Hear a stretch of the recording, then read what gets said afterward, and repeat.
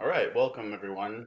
This is going to be a lecture on the entirety of chapter 18, which has to do with the cardiovascular system, but focusing on the blood itself. And so, just to give you a quick overview of the cardiovascular system, we will get into the heart, we'll get into the blood vessels, and this lecture will cover the blood. But to give you a quick overview, the heart is, of course, that really ever important organ right in your chest. It's a double-sided pump.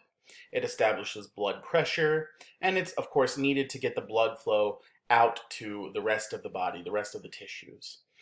Then we've got our blood vessels, which are the arteries, the veins, the capillaries. Um, and these are the passageways for blood to be distributed throughout the body and exchange materials with the tissues. Now, blood itself is a type of connective tissue. It's a liquid connective tissue. And of course, blood transports dissolved and suspended materials to your tissues. So let's get into it. When we talk about blood, it has many different functions. It, of course, functions to transport materials like oxygen and nutrients to the cells, waste away from the cells, and hormones throughout the body as well. Remember, we just talked about that. And it also plays a regulation function when it maintains body temperature by absorbing and distributing heat. And so, of course, that is regulation or maintaining of homeostasis. And then it has a function of protection where it prevents infection. We'll talk about how it does that. And also does blood clotting to prevent blood loss when we have an injury. And so let's talk about the components of blood. The first is the plasma, and then the formed elements, which include the red blood cells, which I'll just denote as RBCs, which is 45% of what is called whole blood, and then white blood cells, or the WBCs from here on out, which is actually only less than 1% of the whole blood, and then most of the blood is platelets, which is about 55% of whole blood. And so we'll talk about all of these right now. So let's first get into plasma. Like I said, it was about 52 to 55% of whole blood, so maintaining more than half of what you would basically, if you got blood drawn, half or more than half of that in the tube would be plasma. It's the liquid portion of the blood, and it contains mostly water, 90% water, a little bit of protein, including albumin, globulin, and fibrinogen. And so those are the three proteins. We'll talk about albumin and globulin, what they do. And then the rest is about 1% electrolytes. Then we have various nutrients, wastes, and dissolved gases. Because plasma is made up of mostly water, it's a very good pH buffer, which again contributes to maintaining homeostasis. You don't want blood to be too acidic or basic. You want to maintain it right around the neutral 7. It's a little bit, it's not exactly 7, but just maintaining right around that area. The plasma proteins have many functions in the blood. The most abundant is albumin, and albumin maintains osmotic balance and controls ECF. All the plasma proteins can bind to and carry lipid-soluble molecules like hormones, drugs, bile salts, cholesterol. Remember when we talked about how some of hormones can't get into the or are able to get into the cell because they are lipid soluble? Well, they need something to carry them there. Plasma can do that. Globulin proteins are the second most abundant, and they're involved in blood clotting and forming antibodies. Then we have the red blood cells, which are also called the erythrocytes. If you have a single drop of blood, it would contain millions of erythrocytes and only thousands of leukocytes. Red blood cells are actually estimated to be about a quarter or 25% of all of the cells in your body. What they look like, they're flattened cells narrowed at the center. That's called biconcave. You think about a donut, but fill in the donut hole. That's kind of what they look like. They have a flexible membrane, which allows them to squeeze through tight areas like your capillaries, which get very, sometimes as narrow as 1 cell wide. They're packed with hemoglobin, which we'll look at in just a minute, That is the type of protein that transports oxygen and also other dissolved gases. They don't have a nucleus and they have no organelles, although the very young red blood cells will have remnants of organelles for the first few days of their life cycle. And their lifespan is actually relatively short, only about 120 days. And it's made in the bone marrow, and then they are broken down in the spleen. They're more recycled than they are completely broken down, but that happens in the spleen. Um, let's talk about hemopoiesis and breakdown, and that's basically the production of blood. Like I said, the red blood cell lifespan is short, about 120 days. So new cells have to be continually made, and you got to make millions of these every single day. Really, that's really what it is estimated to be. Um, blood production is hemopoiesis, and following birth, most of that occurs in the red marrow, which is the connective tissue that you'll find within the spaces of the spongy bone tissue. Remember, we talked about this in Anatomy and Physiology 1. All of the formed elements arise from stem cells of the red bone marrow, and you'll find those in your sternum, the ribs, the pelvis, and in your long bones. Red blood cell production occurs when there's low oxygen in the blood. That stimulates the release of this erythropoietin, which is just EPO, from the kidneys, and that'll stimulate production of your blood cells.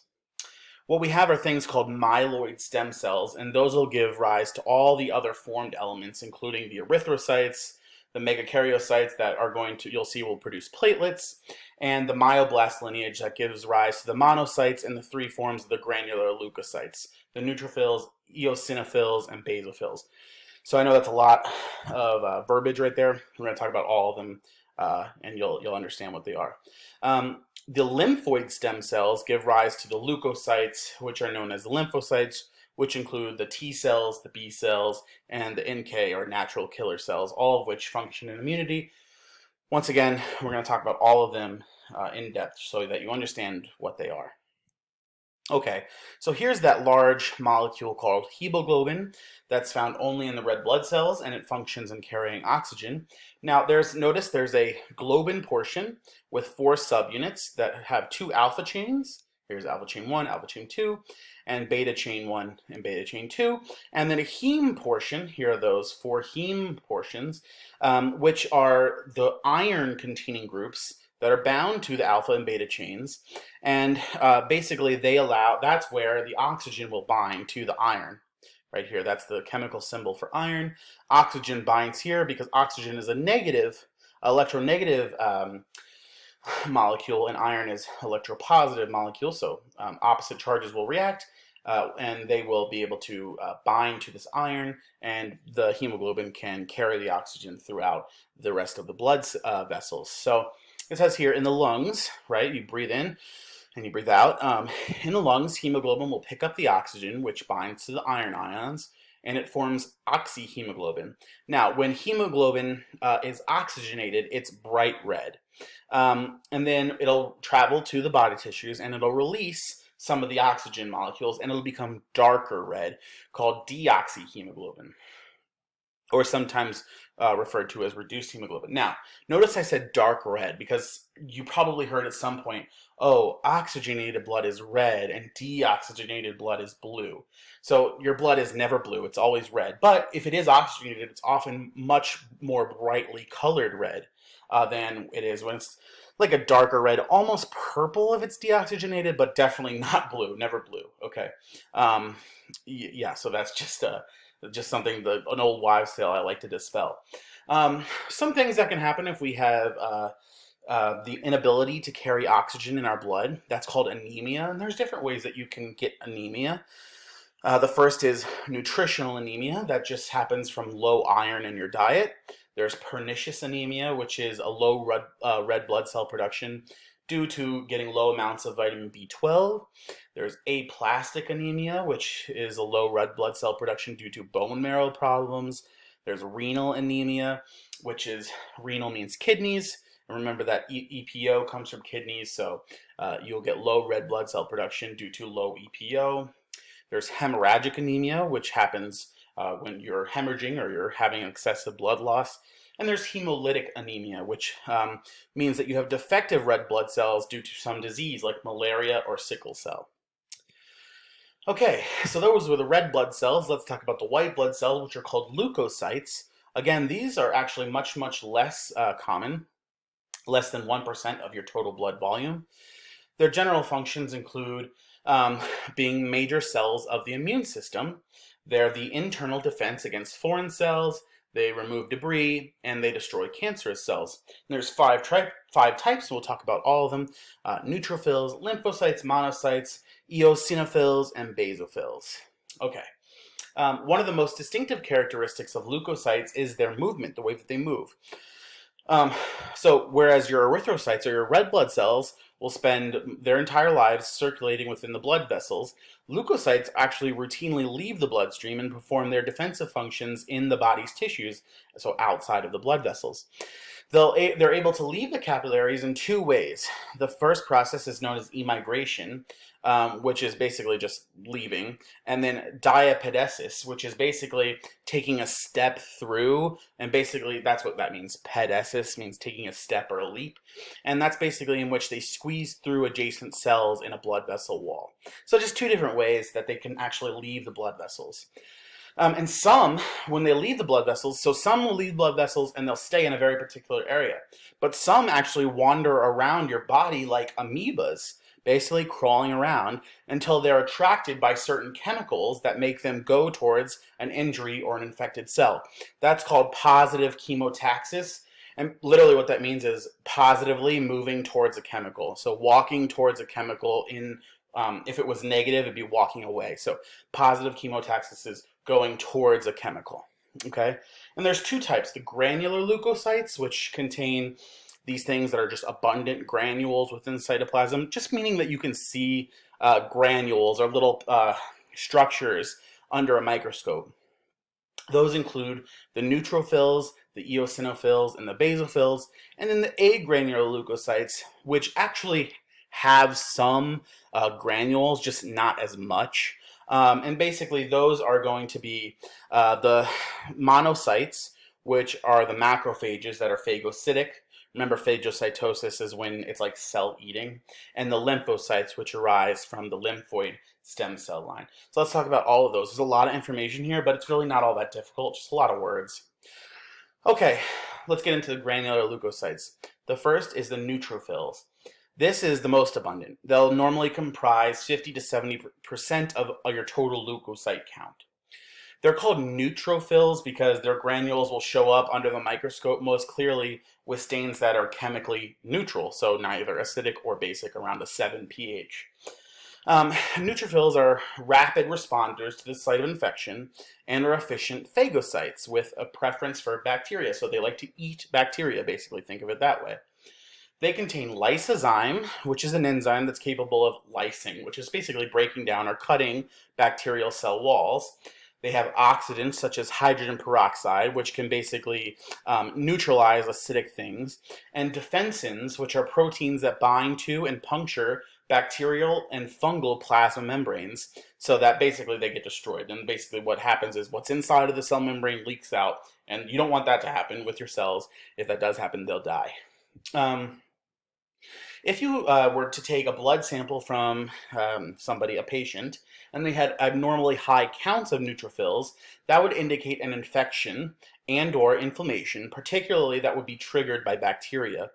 But they are also, interestingly, found in burn patients and others experiencing what they call unusual stress. So, but basically what you typically would see if you have high levels of neutrophils, you would think, okay, this is probably a bacterial infection, or if not, if you don't see them having a burn. The reason that it happens to burn injuries, interestingly, is because, well, when you have a burn injury, you are more at risk of an infection because you've destroyed a barrier of your skin.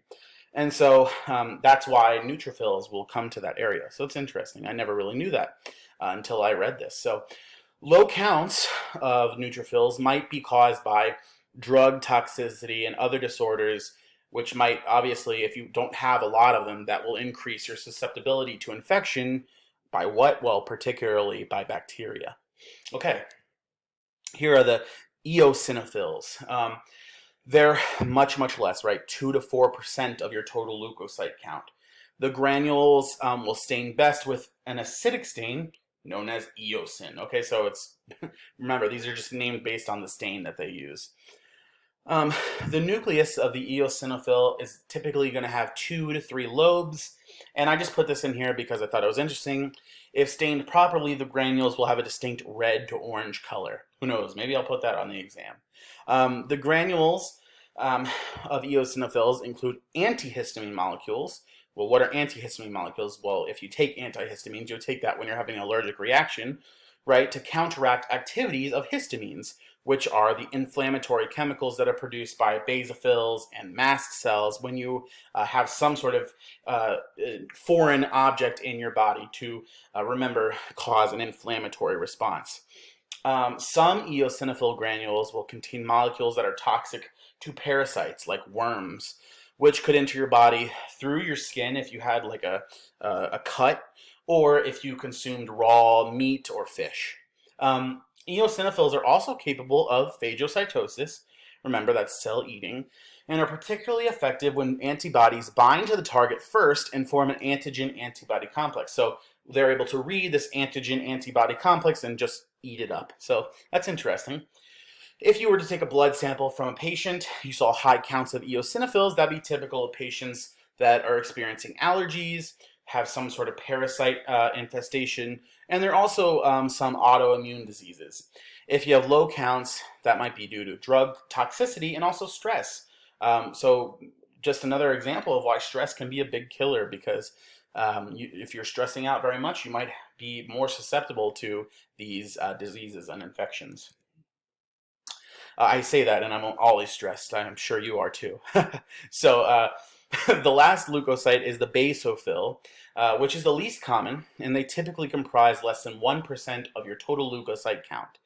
The granules of the basophils will stain best with basic, so basic, or alkaline, that's what basic means, stains.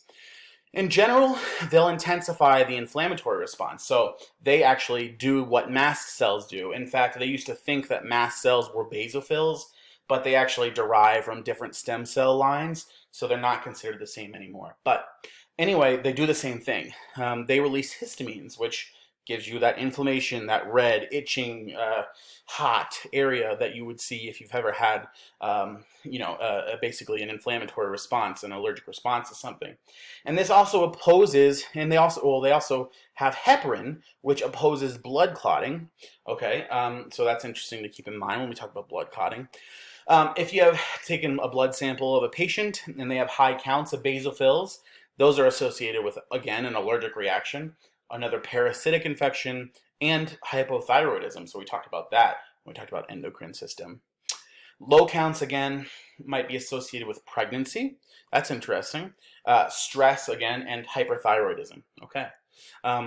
So now those are the granular. Let's talk about the agranular leukocytes. There's two. The first are the lymphocytes, and they're the second most common type of leukocyte, accounting for about 20 to 30% of all leukocytes and are essential for the immune response. There's three major groups of them, which include the natural killer, or you call them NK cells, B cells, and T cells. The natural killer cells, the NK cells, are capable of recognizing cells that don't express the self proteins on the plasma membrane, or they contain, either they don't have self proteins or they have proteins that are completely foreign. Those will be cancer cells, which unfortunately are your own cells that just no longer express those self proteins. Basically just proteins on the cell membrane that tell your body, this is me, right?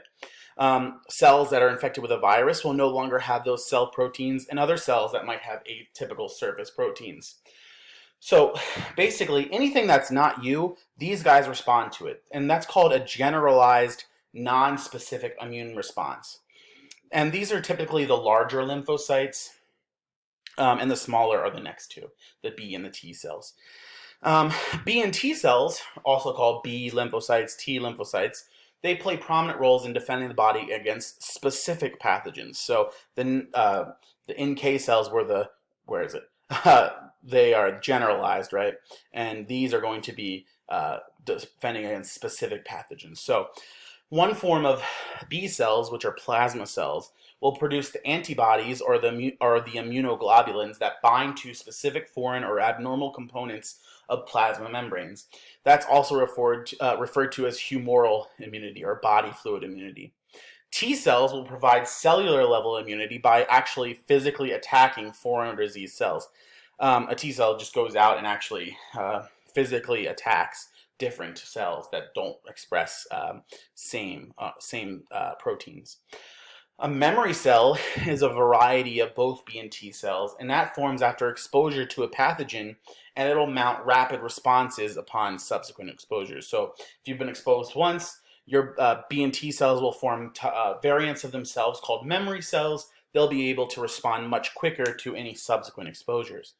If you took a blood sample of a patient they had abnormally high lymphocyte counts, that'd be characteristic of viral infections as well as some type of cancer. And if they had abnormally low lymphocyte counts, that would be characteristic of a prolonged chronic illness, immunosuppression, and that's often found in HIV infection or drug therapies that will involve steroids. Okay, the monocytes, those represent 2 to 8% of the total leukocyte account. Macrophages are monocytes that have left the circulation and phagocytized debris, foreign pathogens, worn out red blood cells, and many other dead, worn out, or damaged cells. These guys are basically the trash collectors and the trash disposers of the body. They also release antimicrobial defensins and chemotactic chemicals that will attract other leukocytes to the site of infection. So these guys are usually the first to get on the scene, basically. They'll start attacking, and then they'll release a bunch of chemicals that are going to be that positive chemotaxis that'll bring the other leukocytes to that site. Some macrophages will, like I said, occupy fixed locations, and others will wander through the tissue fluid like an amoeba. That's pretty interesting. If you took a blood sample from a patient and they had abnormally high counts of monocytes, that's going to be associated with viral infections, fungal infections, tuberculosis, some forms of leukemia, and a ton of other chronic diseases. You're pretty much going to be expected to see these guys with any sort of infection or disease. If you had abnormally low counts, that would be caused by some suppression of the bone marrow, because that's where these guys are coming from. If you have disorders of leukocytes, there's just a few that I thought were interesting to talk about.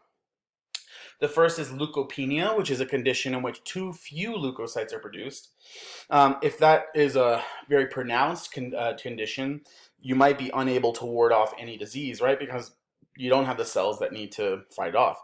If you have excessive leukocyte proliferation, so on the opposite end of that spectrum, that's known as leukocytosis. And oddly, although you have a bunch of these cells, they're often non-functional. So again, you're at increased risk for disease. Then leukemia, I'm sure that's a cancer that you've all heard, is an abundance of leukocytes. It might involve only one specific type of leukocyte from either the myeloid line, which would be myelotic leukemia, or the lymphoid line, lymphocytic leukemia. In chronic leukemia, mature leukocytes accumulate and fail to die. In acute leukemia, there is an overproduction of young, immature leukocytes. And in both of those conditions, the cells don't function properly. And so, again, you'll be very hard-pressed to fight off any disease.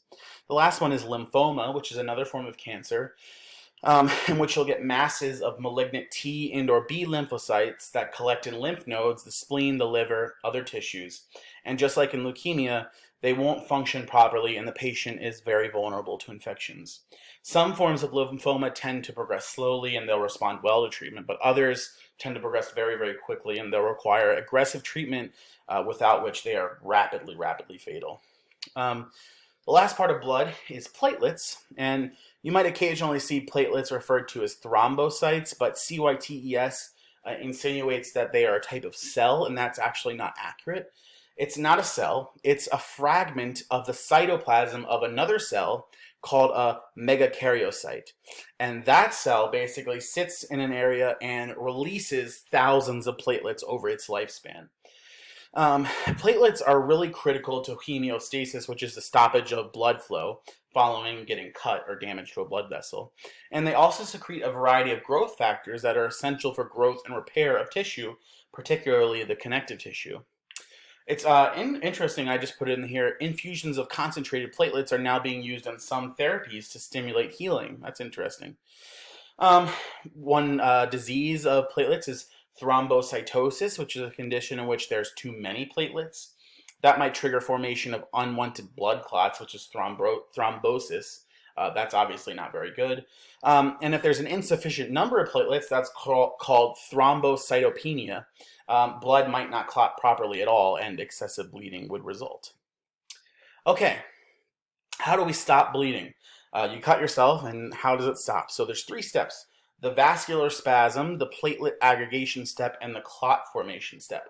So just to say about the vascular spasm step, when you break a blood vessel, it'll automatically start to constrict, likely due to that paracrine signaling.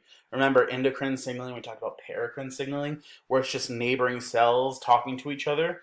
Well, they're telling each other to constrict. And then we get to step 2, which is the platelet aggregation step. And that platelet aggregation basically says the platelets will stick to damaged vessels due to this protein called von Willebrand factor. It's a W, but it's pronounced with a V. Von Willebrand factor, or VWF. Basically sticks platelets to the exposed collagen. So when you get a blood vessel broken up, there will be exposed collagen, and that protein, von Willebrand factor, will cause platelets to stick to that collagen. You get what is called a platelet plug, or basically, I mean, that's exactly what it is. It's a plug. It plugs a little hole, and it's completely made up of platelets. That's not the scab. That comes later. Platelets are activated to develop spiny processes, basically just pieces of membrane that stick out, and they help them stick together better. They secrete two things, ADP and thromboxane A2. Those are just both further increasing platelet aggregation. Now you should be thinking in your mind, when a signal tells something to continue, where have I seen that before? It's pretty rare, and that is actually a positive feedback loop, right? The other one was oxycontin, where you're getting during pregnancy you're getting contractions to continue, and this is another example of positive feedback where secretion of ADP and thromboxane A2 further increases platelet aggregation. You just continue to get these upcycling levels of platelet aggregation. Platelets continue to just bind to each other, they contract, further tightening that plug, and then you get a release of vasoconstrictors, which closes off the vessel completely. And then the last step is clot formation. So the blood in this vicinity will turn more solid due to this protein fibrinogen converting to another protein called fibrin. And fibrin forms a mesh. You can actually look up pictures of what that looks like. And it actually looks like a mesh. If you've ever seen like a mesh basket or something, it looks exactly like that. And it forms that mesh over the site of the injury. And it requires something called thrombin to activate it. And it's balanced by tissue plasminogen activator, or TPA, which is clot removal. And so because you obviously don't want clots to form all the time, right? You only want it when it's absolutely necessary, because blood clots that aren't necessary cause strokes. Remember that. And then we get what is called a clotting cascade, where clotting proteins can't be present in the blood normally. They only activate upon need, right? And that's just, again, saying that you don't want clots to form when they aren't needed, because that would be very, very bad. And so with that, that's the conclusion of the entirety of Chapter 18. We've got 2 more chapters for this week's module, so look forward to those coming very soon.